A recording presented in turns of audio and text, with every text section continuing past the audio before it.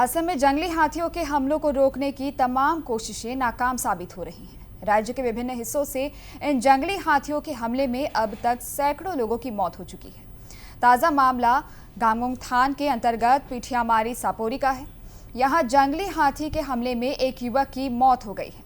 मृतक की पहचान हेमंत खनाल के तौर पर बताई गई है। पिठियामारी सापोरी से लौटते वक्त काजीरंगा इलाके में जंगली हाथी से युवक का आमना सामना हो गया और हाथी के हमले में युवक ने जान गंवा दी।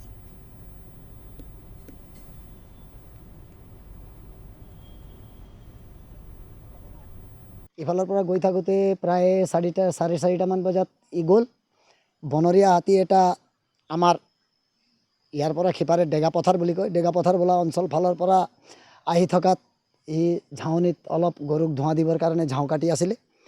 এনেতে হাতী সিফালৰ পৰা অহাটো সি গমেই নাপায় ঝাউনিত আছে। হাতীটো আহি তাক ধৰি টানি মাৰি গুচি গৈছে। তাৰপিছত আমি মানুহটো বিচাৰি গ'লোঁ। প্ৰায় সন্ধিয়া হ'ল। ঘৰলৈ কিয় ঘূৰি নাহিলে দেৰি হ'ল বুলি আমি বিচাৰি যাওঁতে তেনে অৱস্থাত মৃত হিচাপে পালোঁ।